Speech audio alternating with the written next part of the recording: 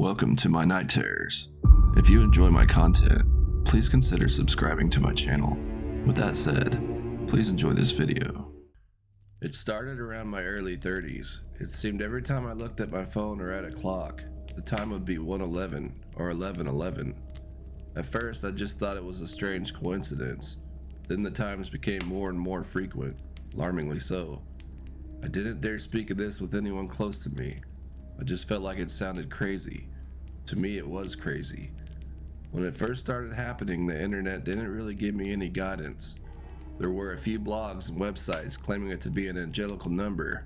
Basically, I should just make a wish when I see it and continue with my day singing praises and whatnot. I didn't believe any of that. After some time, the sightings slowed down, and I kind of forgot all about it. I would still see it here and there, but not nearly as often. And when I did see it, I just shrugged it off as nothing. A few years passed before the sightings started to become more frequent again. It seemed like every time I got angry, every time I got mad at someone or something, I would start to see the numbers 1111 again and again. Not only would I see them on my phone or on a random clock, now they were appearing in other places. A billboard, a receipt from the grocery store, on a commercial. I was starting to feel like I was losing it. I searched and searched for people like me, people who could associate the sequence of numbers with negative energy. I kept coming up short until finally I came across someone in a chat room online who told me he was experiencing a lot of the same things I was. He seemed almost reluctant to really share too much information with me. He just kept expressing how happy he was to know he wasn't the only one going through what he described as a living hell. The more I tried to get answers from this guy, the more he became reserved about telling me anything. The only thing he did tell me was that he had basically stopped sleeping altogether because of the horrific nightmares he was having. When I tried to ask him what the nightmares were about, he would go silent or change the subject. When I flat out gave him my phone number and told him to call me about all of this, he logged off and I never saw him in the chat room again. I was at a loss. A few days later, before I went to sleep, I noticed that I was on page 111 in the book I was reading about numerology. I threw the book across the room and shouted, "Enough!" I felt completely insane and just closed my eyes, squeezing my pillow.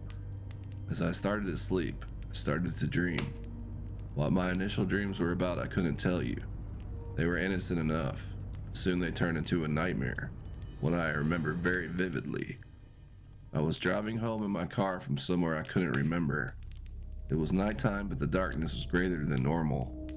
The headlights of my car were dimmed and barely working. There were these forms, or beings, appearing before me as I drove. They were on both sides of the street. I had a feeling of pure evil throwing through me when I saw them. The closer I got to my house, the more it felt as though I was driving in slow motion, and the greater the fear I felt as these things started to appear more frequently.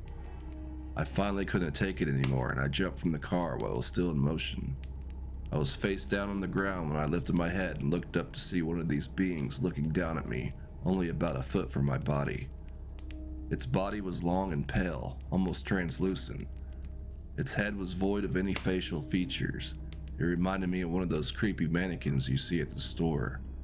It lunged out its arm towards me in a menacing way that caused me to nervously jerk backwards away from it. Having difficulty keeping my balance, I was finally able to get up on my feet. I was on my home street. I could see my house down the way. I could see several more of these beings closing in on me. There was even some descending down from the sky in my direction. I started to run towards my house. I was almost on my front porch when several of these things converged on me. They all grabbed me all at once. I fell down on my front lawn just shy of the steps. I looked up to see all of these beings towering over me. I could see just behind them my house, but it wasn't my house anymore. I didn't recognize it. I could plainly see just above the front door, the number 1111. That's when I woke up. I was laying sprawled out on my living room floor. I didn't know how I got there. I've never sleepwalked before. I got up off the floor sitting Indian style. I shook my head rapidly as if to shake off the horrible nightmare I just had. My eyes froze staring at the clock I had above the doorway to the kitchen. It was 1:11. My mind started racing. This was way too much of a coincidence. I felt truly afraid for the first time. What I was experiencing didn't feel like a guardian angel watching over me like so many of the websites I came across would have me believe. I went to the kitchen sink and splashed cold water on my face. I got on my computer and logged into the chat room where I chatted with the guy I mentioned before. I was hoping on the off chance that maybe he would be there now. The room was empty. I was losing hope. I slammed my laptop down in frustration. I needed to talk to someone about this. It was just so bizarre I didn't feel comfortable speaking with any of my friends about it. Then the answer came to me. My mother. She was a devout Protestant. She knew I wasn't much of a believer, but she was always preaching to me when she had the chance, even though it would always go in one ear and out the other. I dialed her number on my phone and sat there looking at it, afraid to hit dial. Okay, here it goes. Phone rang and rang. I was just about to hang up when she finally answered. Her voice was faint. "Hello," she whispered. "Daniel, is that you? What's wrong? Why are you calling me this late in the night?" I was silent for a second. Then I finally spoke. "Mom, I have to tell you something. I'm not good at this, Mom." "Honey, what's wrong? What happened?" "You can tell me," she said. "Mom, I've been experiencing something strange for quite some time. Years really. Something I have no explanation for. I feel truly alone with this, Mom. I almost wanted to cry. This was my mother I was confiding in. I knew she wouldn't judge me. She raised me and always had my best interests at heart. Mom, I've been seeing these numbers, same numbers over and over again. I've been seeing them everywhere, and now they've become more frequent. I know this sounds crazy. I've also had weird feelings associated with them. Very negative and almost evil feelings overwhelm me when they appear, and it's getting worse, Mom. I don't know what to do. I didn't know who to speak to about this. That's why I called you. I know I'm not a practicing Christian as you would like, but I need your help, Mom. What are these numbers, Mom?" I could feel a flooding of emotion building inside me. I tried my hardest to hold back the tears. I waited in silence for my mother to reply, to give me the reassurance I so desperately needed from her. After a few seconds, finally she spoke.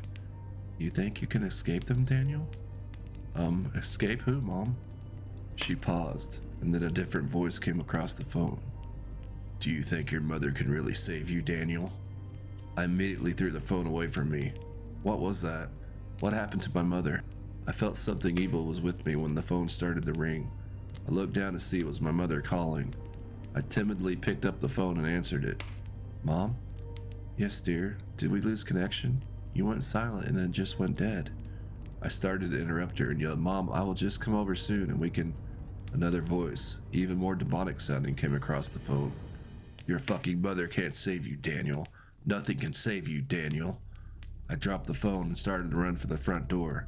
I put my hand on the doorknob and was instantly shocked by electricity. I took a step back and started to kick the door as hard as I could. The phone started to ring again. I could hear it from the other room. I turned around to go and try my luck at the back door when one of the beings from my dreams was standing right in front of me. I froze stiff with fear. I tried to run past it when I lost consciousness. When I came to, I was shivering on the floor. I was still in my living room. Things were different. All the pictures I had on the walls were blank now. I took one of my books off the bookshelf. The book was titleless and blank from front to back. They all were. This had me so scared I ran back to my back door and went outside. The wind was howling, and the neighborhood was completely dark and the sky was black. There was no moonlight. I couldn't see any stars. I started to spin around in disbelief. I started to have trouble breathing. I couldn't seem to catch my breath. I fell to the ground and started wheezing. The air going into my lungs was hot and burning now. My eyes were starting to feel like they were on fire. I couldn't see things clearly anymore. I could smell sulfur in the air. I laid on the ground unable to move for what felt like hours. My eyes, though they still burned, started to gain focus on my surroundings. I was in a completely different place. The landscape was surreal and very rocky. The sky was black and void of light. The air was fiery red and full of plumes of smoke emitted from the ground below. I seemed to have no trouble breathing now, even though I knew this wasn't oxygen anymore. When I finally was able to move, I put my arms down and began to lift my weight with relative ease. When I looked down at my arms, I was overcome with horror. These weren't my arms. They were black and leathery, with claws instead of fingernails. My whole body was black and had the same texture as my arms. I brought my hands to my face. This wasn't my face. What is this? I thought. This has to be a nightmare. I have to wake up. I have to get out of here. The sound of an explosion boomed across the sky. I fell to my knees as the whole area I stood on began to shake violently. Then a voice stirred within me. This is who you really are. This is who you have always been. You cannot fight this. This is your destiny. You have no free will. You are under my control. Who are you? I said. Where am I? What is this place? You are of the fallen, the voice boomed. You know where you are. At that moment, my vision began to focus more in tune with my surroundings. I began to hear screams and people wailing in torment. I could see thousands, perhaps hundreds of thousands of people being tortured in the worst ways imaginable by countless demons. Plumes of smoke emitted from the ground became flames shooting up, filling the black sky with fire. I could feel the temperature increasing and my black flesh starting to wither and smoke. I felt something filling my lungs, but it wasn't smoke. It was coursing throughout my body. I began to feel stronger. I began to feel an evil flowing through me. I knew now what I was. I knew now where I was. It all started to come back to me. I looked up at the fiery red sky and closed my eyes. I could feel myself being lifted and carried away from this place. Moments later, I opened my eyes and recognized where I was. It was my mother's house. Everything was dark like it was in my house. I could hear my mother screaming and cursing in the other room. I began to move towards her room. As I did, I was floating through the air. I no longer walked. I went through the door and could now see her. She was crying and visibly shaken. She was holding a picture of me, who I used to be. She kept crying and asking why God was trying to take me from her. A feeling of dread came over me.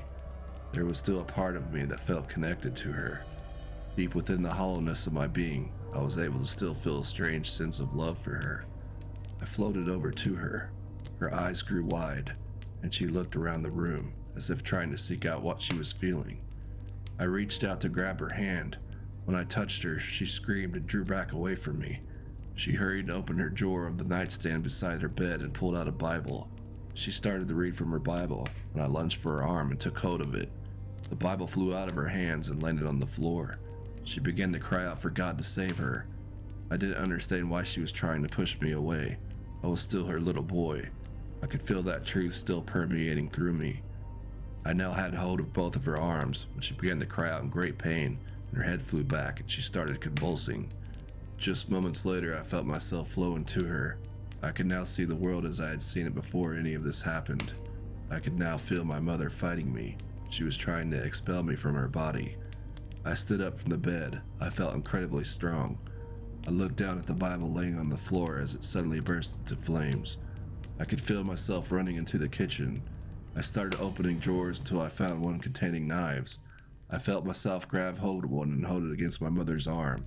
I knew this wasn't me doing this. I had no control. I used all my strength combined with my mother's and felt myself being ejected from her. I felt myself lying on the floor and could now see a large black demon looking down at me. It began to move in my direction when it suddenly stopped and began to scream. My mother was praying and rebuking this demon from her in the house. I could see the demon struggling and trying to make its way back inside me when all of a sudden it screamed louder than it had before. I covered my ears as it collapsed in on itself and into nothing. It was gone. I saw my mother sitting on her bed now, sobbing. I put my hand on her shoulder, but there was no response. I made my way outside feeling completely lost now. I walked and walked down the street, trying to make sense of what was happening to me now, when those beings from before started to appear all around me. One of them descended right in front of me. I stood there. This time I wasn't going to try and run away, though I was afraid. It lunged its hand deep within my chest, and when it pulled it out, it was holding a ball of light. When the other beings saw this, they all started to disappear, one by one. When all but the one holding the light had disappeared, the light faded out and the being began to speak. I could hear it inside my head. Your chosen path has given you another chance. And with that, the being disappeared as well. I laid down on the cold ground for what felt like days. I felt so alone and confused. Eventually, I lost consciousness. When I came to, I was in my mother's house. I could barely speak. She came in and was crying hysterically. Soon I was surrounded by other members of my family and friends. I had apparently been in a coma for weeks. They had found me lying on the floor in my living room, unconscious. I had a tumor in my head that was causing immense pressure on my brain. They had successfully removed it, but afterwards I remained in a coma until now.